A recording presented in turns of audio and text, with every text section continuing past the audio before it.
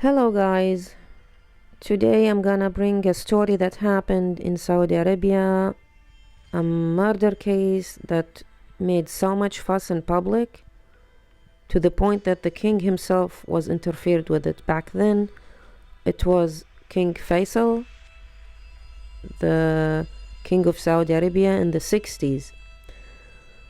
Shall we hear the story with no more suspense? Let's go.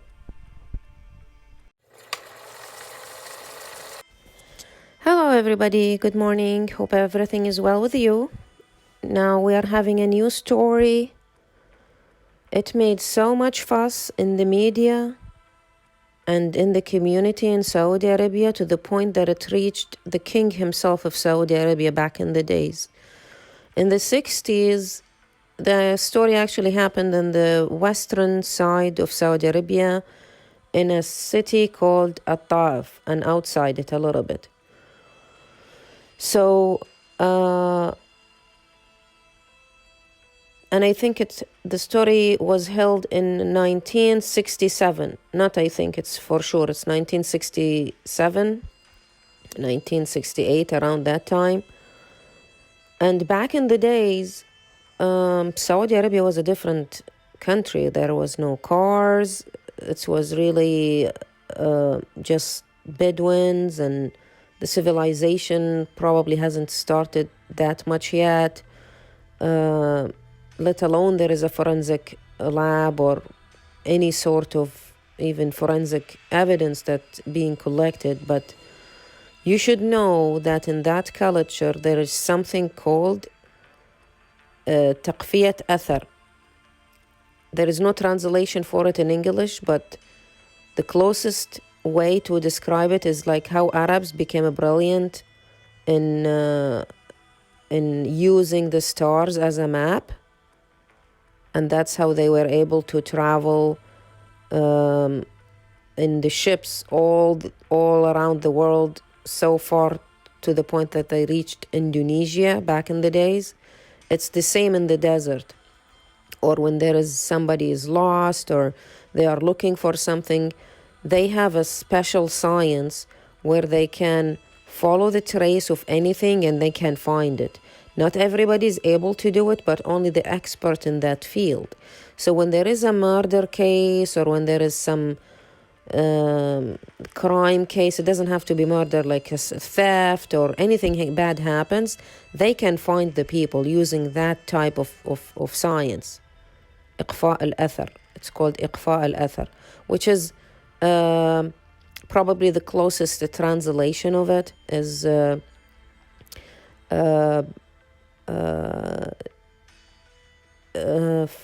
following a trace. I literally, the literal translation of it is following a trace, but it's deeper than that. Anyway, you got the idea. So some people used to use that science, and they get called when there is a case by the police station, and sometimes they get hired in the police station to help them. They have their own map of the ground. Like back in the days, they didn't have a navigation system. They didn't have anything. Even maps probably were difficult and very valuable to have. Like the way they used to map the sky using stars, they have their own way to map the ground. So they know their way. They know how to move in the desert. They know how to spot clues and see where the camel was walking, or who is the last person was there, and follow the trace. Anyway, you got the idea. So our story started with a bunch of tourists and Bedouins who found a body, just a man laying on the ground. They thought he's hurt or he just fell from the mountain, because the eastern side of Saudi Arabia is really beautiful. Really beautiful. It has mountains. Even the weather is different. It's always misty and rainy and green. So they thought he fell from the mountain or something. But when they approached, they saw blood on the ground and in the dirt. He was on the dirt. So they knew that he's dead. They checked his pulse and they knew he's dead. One of them happened to be one of those people who has that knowledge where they can trace things and find the clues. So immediately he told the people, half of the group, stay here with the body until the police come in. They used to have a simple police system back in the days, of course. Until the police come in, so the animals doesn't play with the body or do something with it. And me and my friend, we will go and trace the who did this crime, because the blood is still fresh, and it seems that the body has been here recently, just got killed recently. They saw a trace of tires on the ground around the body, so they knew somebody killed him and ran away with a car. Back in the days, cars weren't even available. It was something really rare that people see around. People used camels to move around, bikes. They use caravans, like donkeys. It's not even horses. Donkeys were cheaper. Horses, or usually camels or donkeys. They have a caravan they carry in the back, an open area where people jump in and they get... You can Google it online. It's really like fun thing to see and watch how people used to do it. I'm sure you have seen those in Mexico, and until today probably they still use them. Anyway, so they traced the car tires in the area where the sand was, and it led them probably 10 minutes away down the valley to a small shop. It was like a small convenience store, really run down, like back in the days, very simple one where people sell just canned stuff and bread, and there was a deli where somebody was making shawarma sandwiches for travelers. So they stopped there. They saw a couple cars outside, so they stopped there and spoke with the owner of the place. He was from Yemen, so he was Yemeni. They asked him, have you seen... who was in your store today? He said, I have this driver and that group of people there. And that's all who has been in my place today, only those travelers. And so the guys moved to the guy who was sitting eating alone, and the other guy moved to the group of travelers who was sitting in the corner eating also. So the group of people, they said, we just walked in, we didn't see anybody. And the guy who was sitting alone, they asked him, hey, where are you going? He said, I'm going to Ataf. They told him, have you seen anything strange around you? A car, because the tires back in the days, they had only one type of a car. It's Toyota, that has an open area in the back. So they carry their animals and their farm stuff. People usually have specific tires back in the days for that specific car. So they told him, have you seen somebody with that car description? We think it's that car sitting outside. And the guy who was being questioned's name is Amir. They told him, have you seen anybody walked in who owned that car stopping outside? And Amir told him, no, I haven't seen anybody. He told them, where are you guys going? They said, to At-Ta'if. So he told them immediately, no, I haven't seen anybody. And he told them firmly and tried to end the conversation quickly and leave. The people after that couldn't do anything. They just went back to where the body was and the rest of their friends, and the police was already there. They told them what they did, that they traced the car traces back to a small convenience shop, and they questioned the owner of the place, and he told them only 2 people showed up here, and a third one that he doesn't know where he is, but they couldn't find the third one. So they questioned a guy named Amir, who owned a car who was parked outside next to the abandoned car that they don't know who owned it. Anyway, long story short, the police hit a dead end. They couldn't find anything around the body except the trace of that car tires. There is no weapon, there is nothing. The man was stabbed to death. He bled to death. And they carried him to his family. Back in the days, there was no forensic lab or autopsy being done, nothing at all. They took him to his family. The guy got buried. But the police kept investigating. They wouldn't rest because this was a very weird incident to happen in a very quiet, religious, safe community back in the days. So nobody ever, it's really rare to hear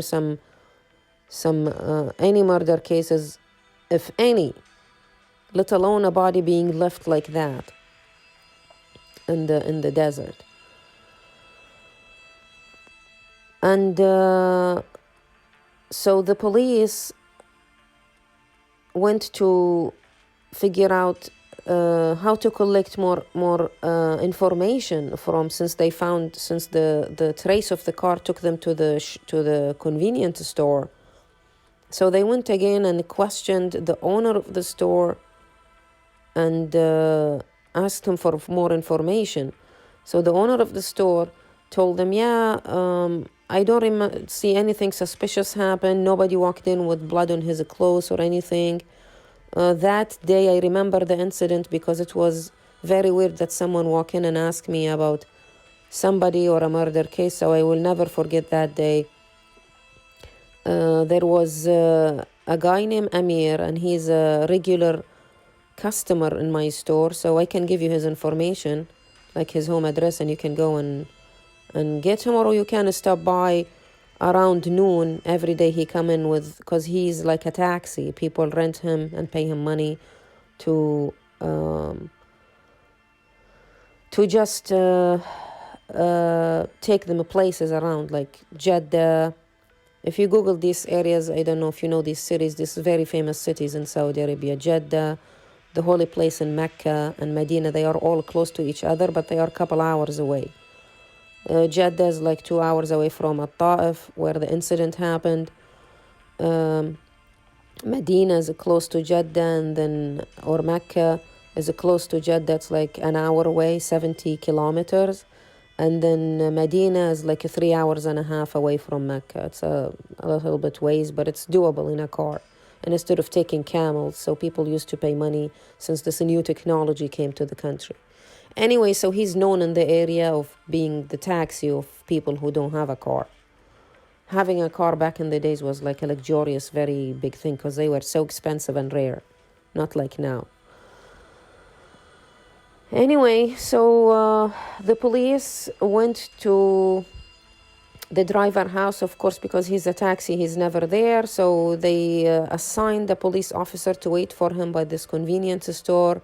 And in no time, he showed up there with more customers with him so they can buy shawarma sandwiches and get bottle of waters and just rest. The police showed up and asked him a couple of questions. They told him, have you seen anything suspicious? Did you take anybody with you from the convenience store? He said, that day I had to take a guy who told me, and of course the car was still outside there. The car that has traces by the murder scene.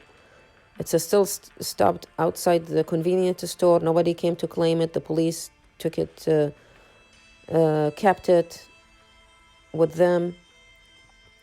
And the police officer was a very famous police officer. His name is known until today. He actually passed away a couple months ago. I just was Googling his name. He just passed away a couple months ago, unfortunately. He was so famous, very known. Since back in the days, he got really high positions because of how smart he was and how good of a police officer he was, because he was talented. He had that knowledge that I explained in the beginning of the story about tracing any clues in the desert, like the Arabs used to do in the sky back in the days. Anyway, so this police officer got a hold of the driver, Amir, and he told him, please tell us everything you know about that day. So Amir came and told him, I was just taking a sandwich from the convenience store, and I was looking for anybody to take a ride with me. And a guy walked in. He said his car outside was broken and he needs me to take him to a Ta'if to buy some car parts to fix his car. And he offered me 50 riyal. Riyal is the currency in Saudi Arabia. 50 riyal back in the days was like $1,000. It was a crazy amount of money for people. Almost between $500 to $1,000. It was a lot of money. So the driver said, I didn't question him. I didn't think any much of it. So the police told him, where did you take him? He said, I don't know, some house in Attaf. Do you want me to take you there? And the police officer says, yeah, absolutely, take us where you left him. And when the police followed the guy to the city of Al-Ta'if, when they followed Amir to the city of Al-Ta'if, which is the taxi driver who carried what the police thinks is the criminal, they went there and they found a car shop, as he said, but the car shop didn't know anything about that guy, but they do remember Amir. So the police held Amir as a suspect. They put him in a prison until a new clue come in, because he was the number one suspect, but they couldn't put a finger on exactly what's going on. He sounded shady. He sounded weird. He had information about a mysterious guy that he's talking about. So he came off as a suspect, as someone who could have done it, and he's lying. They pressured him. They asked him multiple questions, but he wouldn't. He wouldn't tell the truth. Like, he wouldn't collapse under pressure. So they kept him in the police station for 4 years. It's unfair, but that's what happened. A year passed, 2 years passed, 3 years passed, 4 years passed, until another incident happened in the same city, where a family called the police because they got captured somebody that they think is have done something bad to their brother. And this person name is Mubarak. So this new character is called Mubarak, who got arrested by the police because somebody called on it. They think that he hurt or stole their brother's car. So what happened this time is that Mubarak, which is the real criminal who did the first case 4 years ago, this time he did his deed again. So what he did is that to steal people's cars, because it's so expensive, he would ask them for a ride and then offer them a lot of money, so they take him wherever he wants. He is claiming to be want to go, and then he steal their cars. So this time, the Mubarak saw a young kid, maybe 22, 23-year-old, who has a car, who's doing taxiing, and he flagged him. He said, hey, can you take me in your way? Where are you going? He said, I'm going to At-Ta'if, the center of the city. And I think he found him in the market when he was doing some grocery shopping, because everybody carry their groceries on a donkey caravan or on their camels, or they just walk or drag something behind them that has wheels. But this kid has a car, and it was a pickup truck, like small pickup Toyota truck, the old style ones. Anyway, he told him, I'll pay you 50 riyal, as he offered Amir before. I'll pay you 50 riyal. Can you take me to my house? I really want to go. And his way is that he usually pretend he doesn't know where the address exactly. So the car ran out of gas, so he can have his time in the desert or in the mountains with the victims, so he can be alone with them and have his way with them, and then steal the car and run away. And that was his plan. But the kid started complaining, hey, I really have to go back home. The sun is coming down. I need to go back to my family. I'm hungry. Where your house exactly? Or approximately, I'll drop you off and you can go on your way and I'll go on my way. This took too long. And he started complaining and got really tired of this manipulation. So the plan didn't go well for the criminal. Long story short, Mubarak started asking the kid, which is the second poor victim. He told him, I ask you by God's name, please, can we spend the night here tonight or just rest until the sun come out tomorrow? It seems that I can't find my way because it's too dark. And back in the days, there was no electricity even. People used to use candles. It's not everywhere the streets didn't have these light bulbs like we have them now. And the kid agreed. He said, okay. And Mubarak offered him actually double the amount of money. He told him, I'll give you 100. The kid lost his mind. 100 in just one ride? Of course he's going to stay. Mubarak told him, I'm going to compensate you for the time you are going to have with me or spend with me. In no time, like within an hour or two, they were chit-chatting and they fell asleep. As soon as the kid started snoring, Mubarak took out his gun and shot the kid in his head. Dragged him, because the kid was sleeping in the back of the pickup truck. And Mubarak was laying down, pretending to be asleep, or laying down in the car itself inside. After he did his deed, he dragged the body outside the pickup truck and digged in a grave and buried the kid at the spot. And then took the car and just drove randomly to a place in At-Ta'if itself, back to the city center, because he knows the city, but he pretended he doesn't know it. See how God's plan is, or how karma is. How of a bad luck Mubarak has.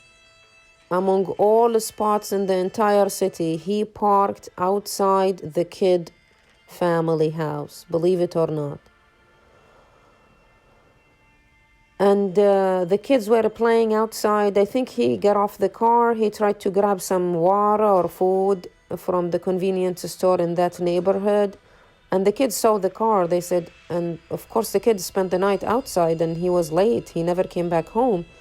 So the kids called their dad or the uncle or whoever was in the house, and they told him, well, Uncle's car is outside. Uncle car is outside. So they rushed outside immediately to see if it's really the car. The car license plate number is the same.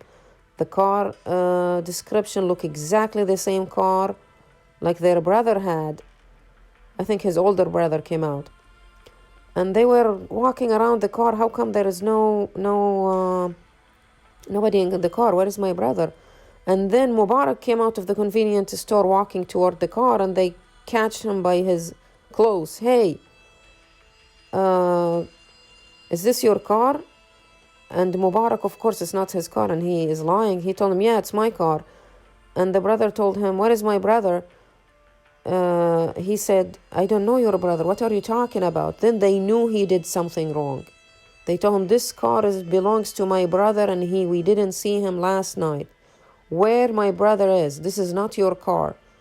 He said, no, this is my car, you are lying. Mubarak says, no, you are lying, this is my car. And the brother tried to beat him up to let him talk, and he wouldn't talk at all. They held him, and they called the police, and the police came and gathered everybody and took everybody to the police station to know what's going on. The brother was losing his mind and really angry. He said, this car belongs to my brother. What's going on here? And this guy claiming it's his car, but it's my brother's car. And the police started questioning everybody, trying to collect clues, tried to ask Mubarak to prove that it's his car. Of course, it's not his car. The papers inside the car. He didn't even get a chance to clean the car or do anything. Even the blood in the back of the trunk he wiped it off with the head cover of the victim. So there is still a little bit of blood in the back of the trunk. And as I told you, the head of the police is a really famous person. Everybody knows him in the town, and even the king himself knows him. So he held Mubarak in the prison cell until he is done with the investigation and done examining the car and the where it was. And of course, he saw the blood in the back of the trunk. The police officer noticed that the details of how the crime happened is exactly the same like the details of the crime and how it happened 4 years ago. Just because he has some intuitions, he tried to trick Mubarak, because Mubarak denied everything. They knew he did something because he was lying, but they didn't know he killed the kid. So he went directly to Mubarak and asked him one question only. He told him, how come you left the body of the first victim on the street, but you got rid of the body of the second victim of the second car? And the dumbass criminal, as I told you, because they lie a lot, they are not aware of what type of tricky questions they are getting, and of course they will fall eventually.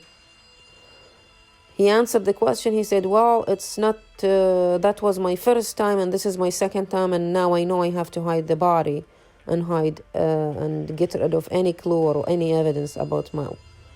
And then he stopped talking. That's when the police officer told him, well, we know that you did the first crime. Please let us know, because it's done. We know, we have all the details. We have even an eyewitness. And he's actually in a prison for 4 years because of what you did, which is Amir, the first taxi driver. Immediately, the police officers called Amir and didn't talk to Mubarak at all. They just called Amir, and he was still in a prison. They told him, we think we found somebody that we need you to identify if it's the guy or not. Amir, as soon as walked in to meet Mubarak, he said, yeah, that's the guy who came to me and asked me for a ride for 50 riyal. That's the guy. How did you find him? And the police told him, well, he obviously stole another car and killed someone else. And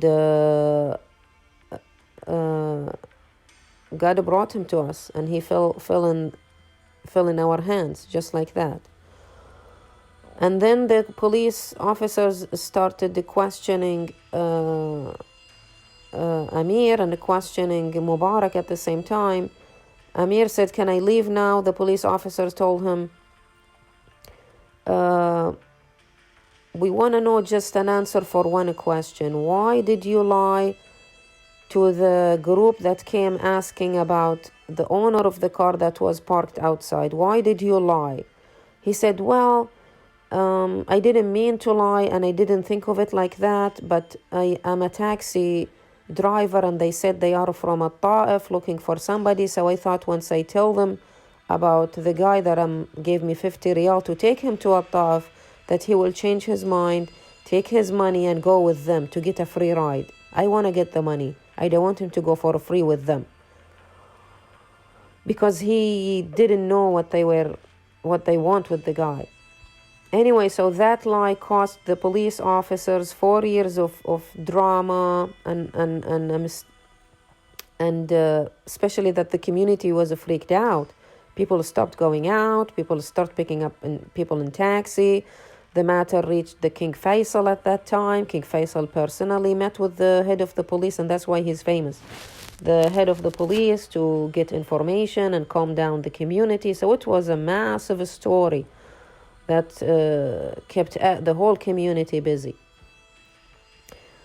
Anyway, so that lie cost him 4 years of his life in a prison and kept a case that could have been solved at the same day a mystery until another victim lost his life. So, and only then the first crime got solved and the second one. The police officers asked Mubarak for details, and he told them the details that I already told you, how he got rid of the second body, and because first time was his first time, he didn't get rid of the body, he just took the car and escaped. and how he was unlucky to park the car right by the house of the victim, ironically. And King Faisal, of course, rewarded the police officer, and by 1971, that's when the Mubarak got captured. And of course, a life is for a life. Within 2 days since he got caught, and he testified and declared that he did the crime, he was sentenced to death, because life is for a life, as I said. And the king himself made sure that he get what he deserved as soon as possible, because of how hideous the crime he did, and it affected families, and in a very peaceful community and society back in the days. And that's the end of our story. Until next one, please subscribe and like if you are new to my channel. And I welcome any comments. I would love to read your comments and what you think. Take care.